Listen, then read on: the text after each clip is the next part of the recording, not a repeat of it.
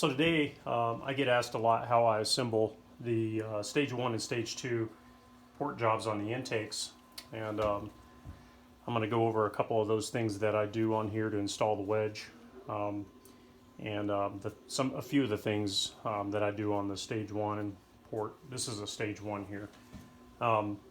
Basically, first things first, I mean, when I get the manifold, I have to completely clean this manifold, and I've got a sandblaster that I spend a lot of time in. So anyway, actually it's one of my favorite machines. You sit there all day with it. But anyway, once it's clean, I chuck her up in the mill, and then I tram my mill, make sure everything's correct. And then I'm going to go down, and these are usually angled all the way down right to here. Well, I want that to be flat when it comes through to here.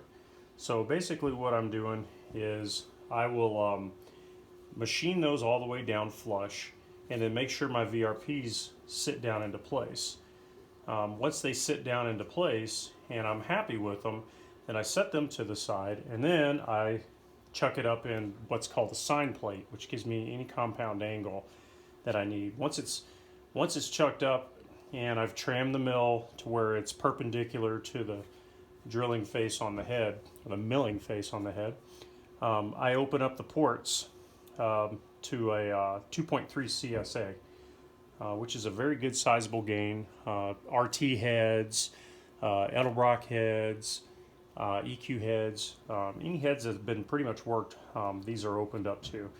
And then the second thing is obviously I open up the very bottom for a 108, or for that matter, I mean, I take out the restriction in there for a 53 millimeter. So the CFM goes up pretty high when you open the main throat on there and the inlets to the head. Once I've done porting, and basically on a stage 1 I've got a 6-inch bit, I go all the way down inside till my bit stops, clean all that up, take about 30 thousandths off of each wall. I match it on all of the runners, and I don't really do much on the inside here. Now on a stage 2, I completely go through there with an 8-inch bit and work the whole runner. So that's a lot different and a lot more time. This was 12 hours worth of work on just a stage 1. And so anyway, once that's all done and it's cleaned up and everything, then I take it over, acetone wash it, and then set it on my welding table here. And then I've got an AC TIG, and I AC TIG my plates into place. Now, most of you are going to see that there is, like here, there's a gap. It doesn't matter. I've been doing this long enough now. I started out filling them with foam, and then I started by sealing them. It does not matter. Once the plates are in place, the velocity is still there. You have just taken out almost 4,000 cc's worth of air space that it doesn't need. So that's the cool thing about that. So I'm not going to really be pushing RTV on these little ports in these areas back in here anymore. As long as it's TIG welded in place, you're good to go. Now some guys are still using RTV and epoxy. You could do that as long as it never comes loose. So it has to be super clean for that. So I just finally made the jump and just started TIG welding them, and couldn't be happier because I really enjoy TIG work. So moving on to the wedge. If you notice, mine is at an angle. It's perpendicular. When you flip it, it's going to be perpendicular to the runners in the head. So I print out this template, which I wish everybody could print this thing out. But anyway, I print out this template, and I set it on here, and I line it up with the 2 bolt holes on the head. And it gives me the perpendicularity that I need. I mark my 2 holes, and then I drill my holes. Once the holes are drilled, I put a bead of RTV on the inside, flip it over. I use Loctite red on my flats and locks here, and then snug it down. Once it's snugged down, I go back over with a flat black high heat engine paint from DuPont, and same thing on the manifold. I'd use aluminum is what I do on all my manifolds there. But basically, I'm going to close this manifold up now that I've completely cleaned everything out.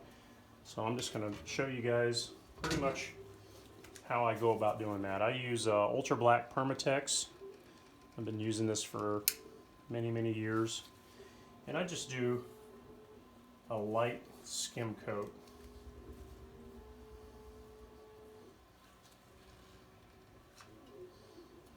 For my gasket to sit down onto. That noise you're hearing in the background is the printer back there. It's printing out a twin 53mm throttle body. Another one I'm going to be testing. This should hopefully be done here pretty soon. We'll see. My schedule is crazy. And then once the end of the year rolls around, then I'll be back on the blower and working on that. So I get a skim coat on this side. And then I take my Loctite red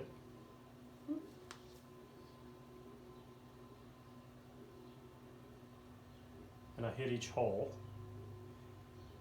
And I've made sure this has been cleaned and pressure washed and blown out with air. Number 15, there we go. Once that's in place, same thing. Very light skim coat. Doesn't take much. I do a lot of prep on the plate, whether they send me a Hughes plate or anybody's aftermarket plate, which are you'll see a bunch on eBay. Those plates right there pretty much come in really straight, and they're true. The factory ones here, you got to make sure it's not been over tightened and it's bubbling up in the middle right there. And I check all that with a flat edge over on the mill.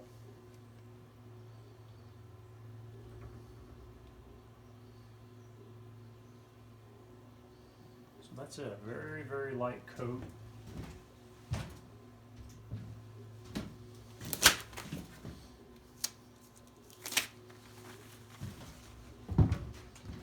I take my wedge plate and I kind of turn it a little bit so it matches. So it goes through the hole. I've had actually one guy go, oh, these don't fit. They don't even go in the hole. Well, you got to turn it. That's the idea.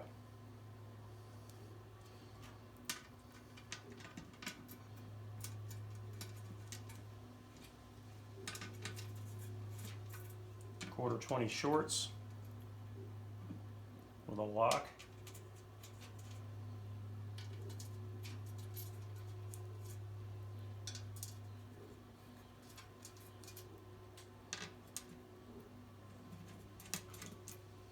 And probably we'll end up making a printout template for somebody on the web when they buy a wedge that they can just lay inside and drill their holes for their wedge. I'm just amazed how well this whole combination runs. I've been running M1 manifolds and 2 barrels and 4 barrels for freaking 20 years, it seems like, and so this one's acting a little funny.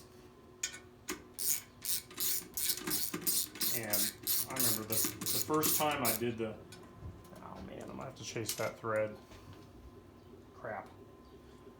Poop. Somebody get these snug down.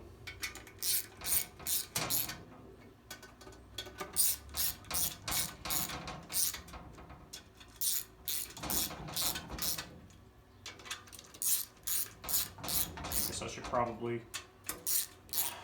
start chasing each of these runners or each of these tap threads with a quarter 20 bottom tap, just to make sure I don't have any issues.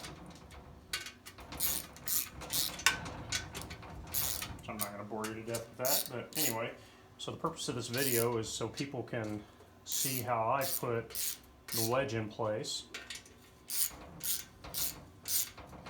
which is corner to that bolt and corner to that bolt right there, and then I drill my holes. When you get your wedge, use that as your template. Who knows, maybe I'll start printing these out and just include them with the wedge so people have them.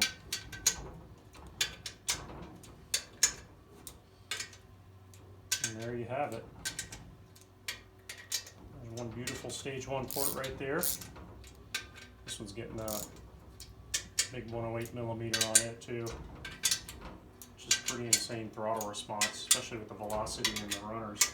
These things run so well. You can see I run the end mill, the face mill on the side. I do a very, very light cleanup on the sides. And that's it. Hope you enjoyed the video. Any questions, give me a holler. And like I said, use your stock wedge to line up with the bolt here and the bolt here, so it's at the same angle on the inside as your runners. And once you do that, you'll be good to go. All right, peace out.